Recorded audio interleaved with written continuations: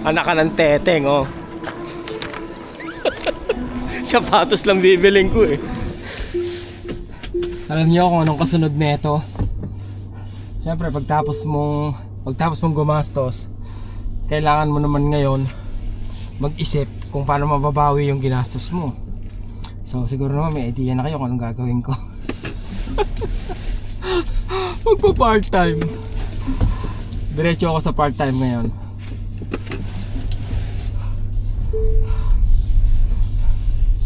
Yan.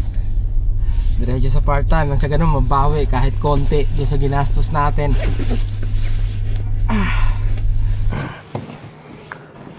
Op.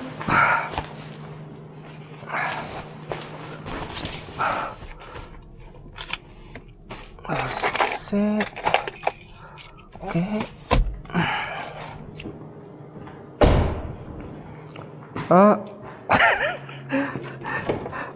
Maling susi nakuha ko. Tsaka ba't kailangan ko ng susi? Hindi ko naman pala kailangan ng susi.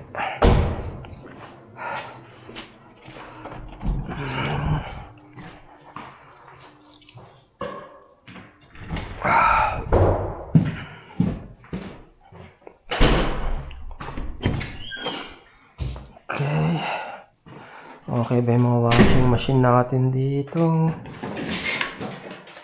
Ayun.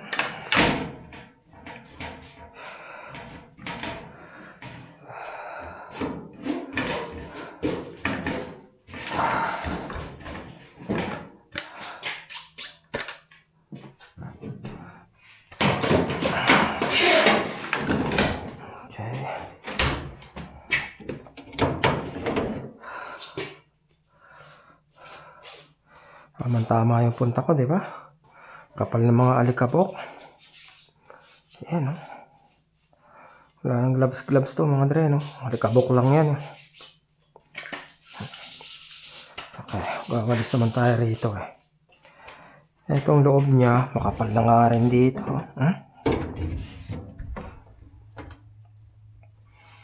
Okay, tama lang. Nice lang. Mali na naman. Dito, ano ang problema rito? Wala rin naman. Okay naman lahat.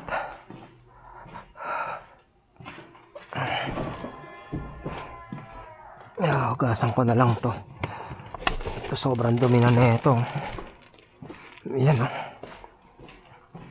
Alright, diba? Ang sipag maghugas ng sasakyan, eh.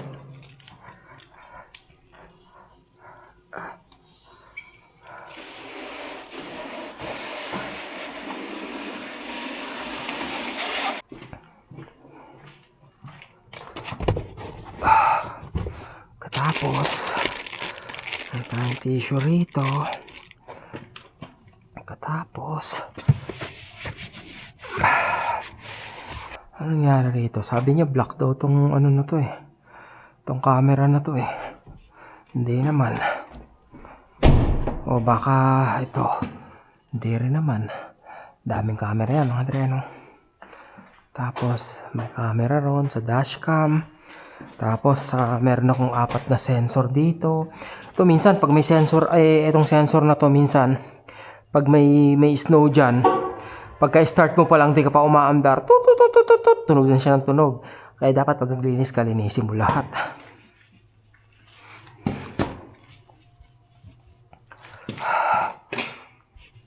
Okay. Katapos sampa. Ito, camera rin dyan. Diba? Ito. Pagkatapos, camera rin dito. Yan, o. Kaya, pag may lumapit dyan, halimbawa, may nagtangka na pindutin to. Kung wala siyang susi, automatic, mag-a-activate lahat ng camera, mga dreno. I-record niya yung paligid niya. So, huli ka. Kaya, ang Tesla, ang isa sa pinaka hindi karnapin na sasakyan.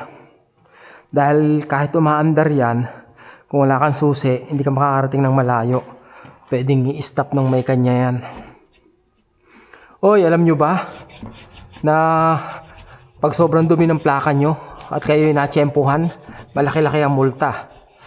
Kaya linisin nyo. Pag sobrang dumi na hindi na makita yung yung plate number nyo, delikado kayo dyan.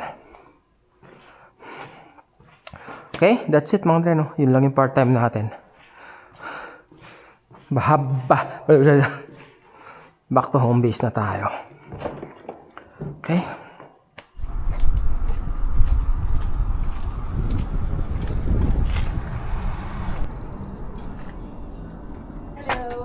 Hello po.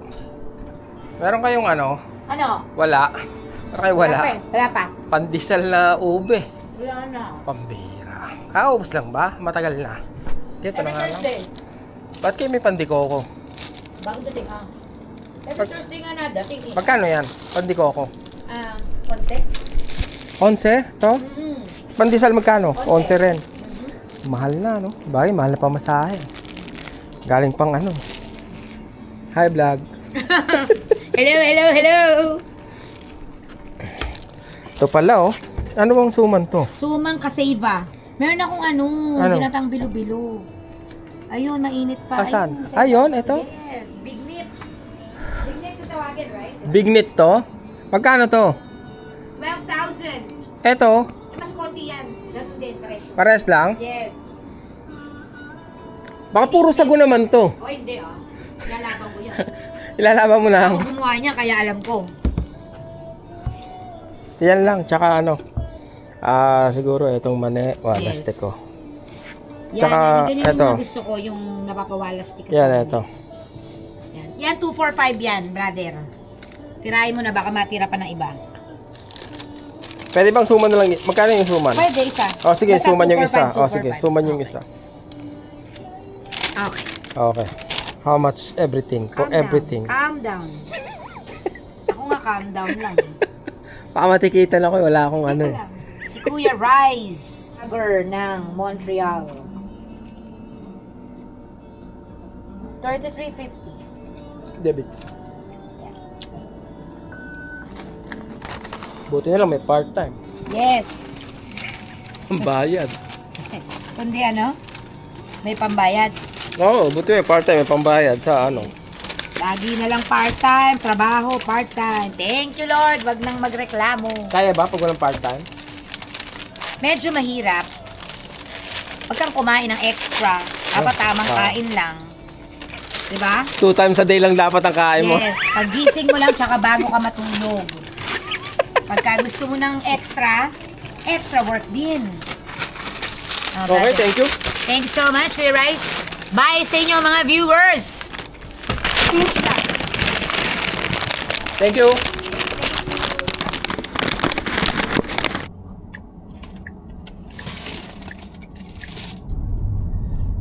That's it. Uwi, magpahinga, mag-edit pala, hindi magpahinga, no? Upload, tulog, pasok na naman. Sana pagising ko, nasa Pinas na ako.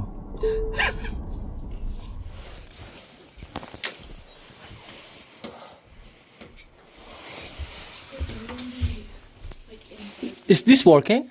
Yes, it is. Yeah. You use it every time you shower. I see, okay. And it's mainly like in the shower. Oh gosh. What? We need to replace this.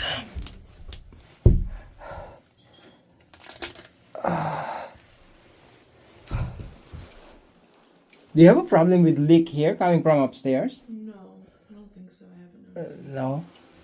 Okay.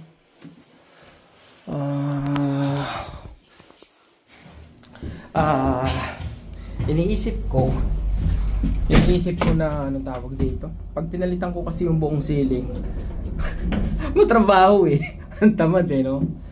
Babakasin ko lahat yun, tapos papalitan ko ng bago. Ayun yung pinakamadaling trabaho. Ayun yung pinakamadaling paraan na solusyonan yun. Pero, it will take time.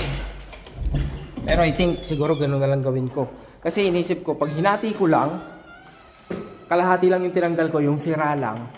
Pagkatapos, yung drywall ko rito is mas manipis kaysa dun sa nakakabit na, then hindi maganda.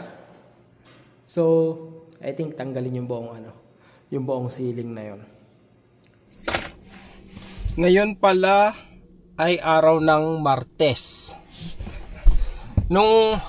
Paano ba to? Dumating yung kapalit nung thermostat. Okay, pinalitan nila. So, natanggap ko yon nung Huwebes. Tapos, ang ginawa ko, nung Sabado ba yun o Linggo, nagpunta ako sa apartment para palitan ko na yung sirang thermostat. So, binaklas ko, tapos kinabit ko. Pagkatapos, ang nangyari, wala ring display. So, naisip ko na baka sira rin yung thermostat na hawak ko. Kasi, chinek ko yung linya, meron namang kuryente, 120. So, anong pwedeng maging problema? Bakit hindi gagana yung thermostat ko? Napakasimple ng direksyon doon. Ilagay mo lang yung wire na tinanggal mo doon sa luma, ilagay mo rin sa bago, dapat maggana na yon. Kaya lang hindi gumana. So, ang ginawa ko ngayon is nagre-request ako na isusoli ko yung thermostat kasi nga inisip ko defective. May naisip din ako isang dahilan, isang paraan para matesting kung ano ba yung may problema, kung yung linya ba o talagang yung dalawang thermostat, yung isang luma at saka yung isang bago. Naisip ko sana natanggalin yung gumaganang isang thermostat para i-testing doon sa linya nung pagtatanggalan ko. Kaya lang, sabi ko, ayoko namang gawin yun. So, sinabi ko na lang sa kanila na tumawag sila ng electrician para ma-check kung ano bang problema. Yung thermostat mismo o yung linya. Tapos, sabi ko na, kumbaga, bantayan niya kung anong gagawin ng electrician, tapos sabihin niya sa akin kung ano yung gagawing paraan. Tapos kanina, nag-text siya sa akin, sabi niya, wala daw linya mula sa thermostat papunta dun sa sa unit ng anong tawag yan mga dre, ng heater. So, ng baseboard heater. So, yun daw yung problema, pero nagawa na daw ng paraan. Ngayon, babalik na lang sa Lunes para ayusin ng maigi kasi daw parang magbabaklas yata ng wall para ayusin yung linya, palitan yung linya. Hindi ko alam kung ano talaga yung nangyari. Pero yun nga, wala daw linya. May kuryente, oo, pero wala yung signal papunta doon sa baseboard heater. Hindi ko na kaya yun, mga dreno. Kailangan na talagang baklasin siguro yung nun. Yun nga, baklasin at palitan ng linya. Hindi ko lang maisip kung anong nangyari, bakit nasira o naputol yung linya.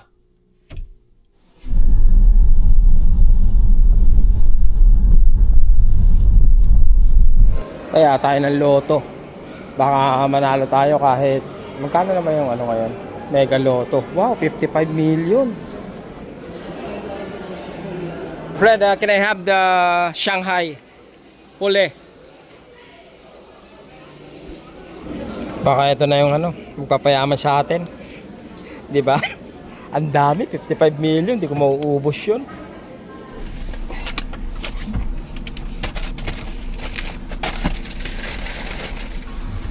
May naalala ako yung yung food delivery service kasi 'di ba nag-Uber ako tsaka DoorDash.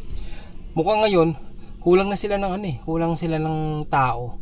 Kasi nga dati ang daming nagpa-part-time sa kanila, mga naka-under student visa. So ngayon wala na masyadong student visa tsaka yung mga temporary workers na galing sa student visa is nag-uwian na. Kaya parang na sila ngayon kinukulang ng tao. Kasi nakailang email na sa akin ng DoorDash tsaka Skip the Dishes na yung Skip the Dishes tagal ng application ko dyan, mahigit parang kalahating taon hindi umuusad, walang email sa akin, pero ngayon nakakailang email na sila sa akin. Kaya parang siguro naapektuhan sila nung pagbabawas nga ng rito ng mga estudyante. Kasi paboritong part-time ng mga estudyante yan dahil nga hindi nila kailangan ng boss, 'di ba? Nagagawa nila, pwede nilang gawin sa oras na libre sila. Kaya magandang part-time yan Dati nag-apply ako sa Skip the Dishes kasi gusto kong pagsabayin Skip the Dishes, Uber, tsaka DoorDash. May mga nagsasabi na maganda raw ang bigayan sa Skip the Dishes kasi Canadian ng may gawa niyan mga dreno, kumbaga lokal yan dito sa Canada, Skip the Dishes eh hindi naman ako nakapasok. But anyway, ngayon hindi naman din ako papasok dahil I'm okay. Ano na kumbaga kahit pa paano tapos na tayo sa delivery service mga Andre, no?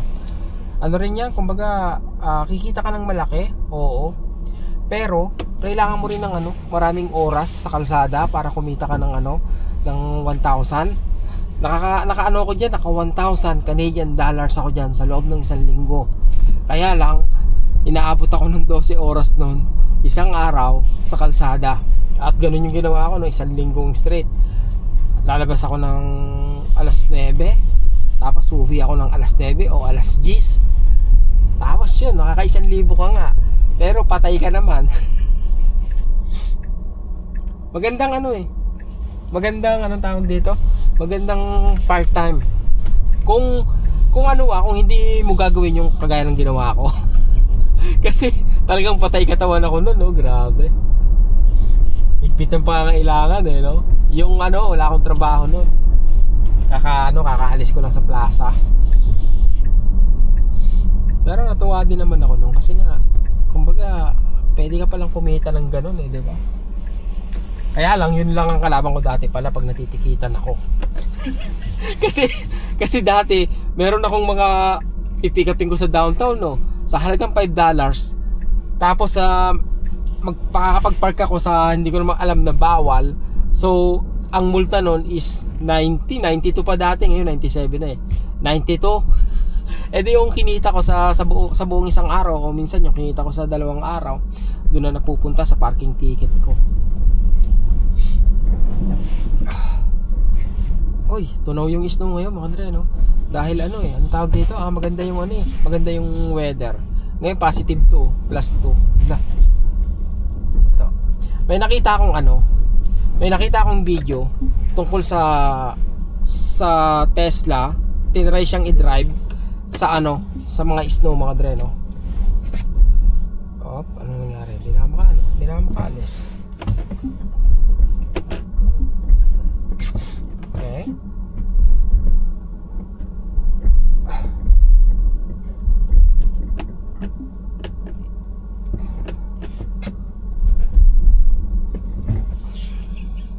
Kabalaw. Kasi matras pa ako no?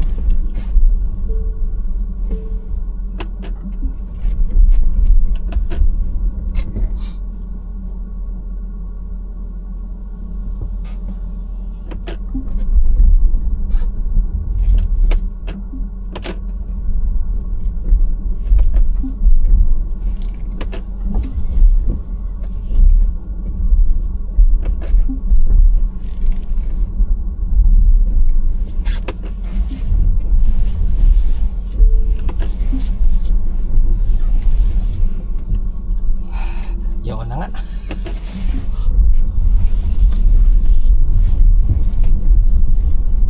Yeah. Sayang, gusto ko maipakita sa inyo kung gaano kalikot mga Dre. Gaano kalikot ng sasakyan sa likod ng manibela. Pero yun, nakaraos. Ano nangyari? Pakita ko na sa inyo yung dinaanan ko. At ako na-stuck. Okay, kala ko may kala ko nagtutubig-tubig. Palambot kasi Tsaka yun nga nakapanood ako ng video neto na kung saan tinesting siya doon sa may snow ba na parang park yata yun So ang sistema naman, sabi ko, hindi naman yun yung realistic na pag-testing kung gaano ka-epektibo to.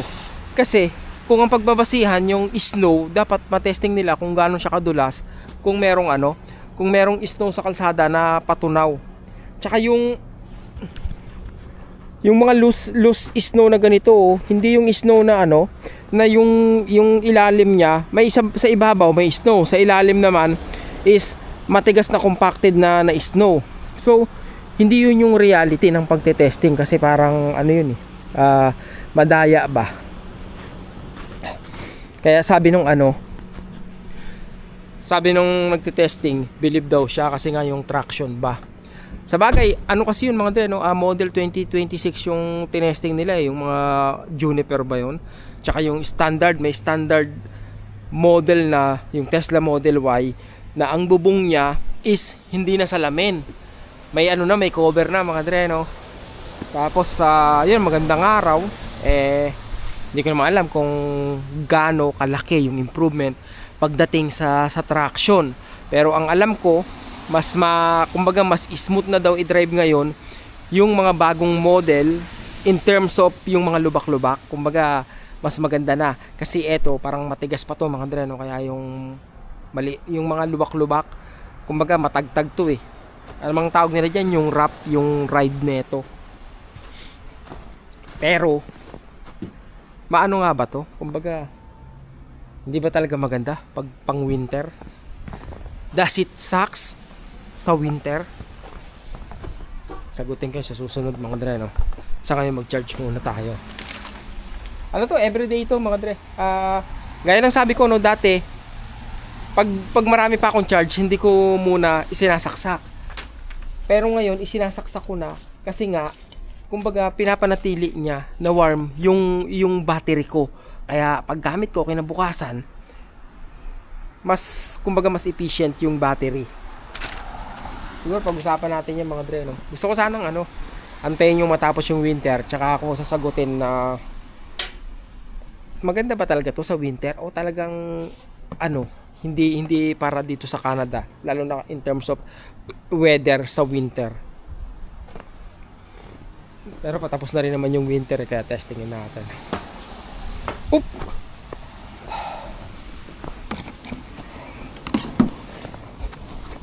Lalim.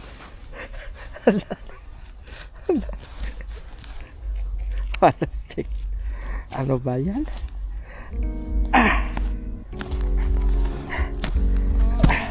Ayoko na nga.